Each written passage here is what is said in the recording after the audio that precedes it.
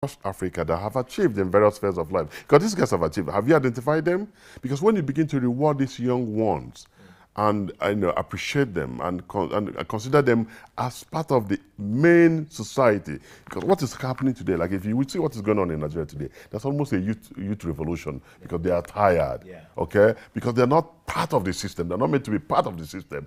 These guys have emasculated them from the system. They are taking hold of everything. If you look at throughout the length and breadth of Africa, look at our presidents. They are all in their 80s, okay? Are they more smarter now? No. Are they in tune with the technology? No. Are they thinking about how to move the country, or the nation forward, or the continent forward? No. Can they be more radical? No, because we need radicalism in a bit of things we do to change, to reset the continent, okay? I was listening to a program where some young lads in Europe were pushing for Macron to stop the ECOP project in Uganda. What did they know about Africa? So if we have a very united, formidable African Union that can come up with a very big voice and say, listen, can you even keep your money? We don't need your money. State, and train them in different skills. Okay, we have certain set skills we train them in those skills, and give them, and then on the final day, they exhibited their skills. They produced those things that they did, they created those things that they did, and it became and displayed their wares in the market, and people bought them, right? But in doing that, we gave them some seed funds. Yes. To start off. Not just saying go and start this, So go and out start of 600 or 1,000 people that were trained in different skills, we selected 100 or 200 people that were given seed money. So this is what I'm saying.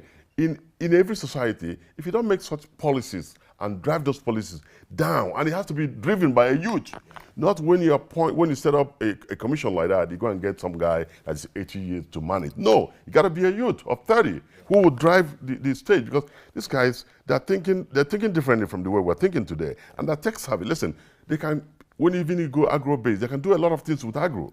Okay, deploying technology, deploying skills. We're talking about large-scale farming. They can even do green farming, greenhouse farming. Yeah. And in greenhouse farming, you don't need even a large footprint to do a greenhouse. Yeah. Okay, but you produce as much, and even well-controlled environment. You produce as much healthy fruits and agro-based products than you would have done using massive agro-based. Of course, you need to do mechanized farming. But you know what? Get these guys to buy into the future, and it has to be driven by their own people. And what we're saying about intern and return is that even in the National Assembly, wherever you have somebody like a 50-year-old guy, you need to bring someone like a 30-year-old guy to understudy him. Yes. And in understanding him, you're paying him from the internship fund, okay? That thereafter is either he continues with what he is doing as an intern, or he goes out. By then, he would have gained knowledge, would have made contact, he would have had his own network group and all stuff like that. So this is what we're thinking, and this is the way to really, really develop the African youth. And this is what Beirut Foundation is all about, championing for over 17 years. And it's born out of passion. It's born out of speaking, because I know that if you don't have a safe environment, you can be as rich as you are, but if your neighbor is not happy, is not hungry, you are unsafe. So create a safe environment by making sure that people are around you. And that's why my role model was Nelson Mandela. And that's why I love his quote. He said, it's not about how long you lived on earth, but how much you have impacted on lives of people. Do you understand what I'm saying? It's not about how successful you are.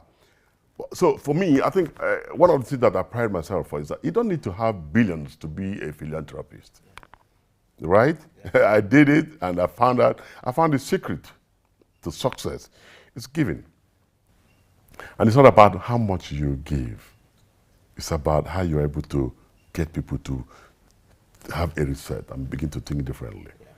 So I'm a proponent of that we have to bring our youth forward, both in politics, in all spheres of life, in business, but you need to train them. You need to create funds in everything we do, and we don't carry these young guys along. Someday will come, and they will rise up against us.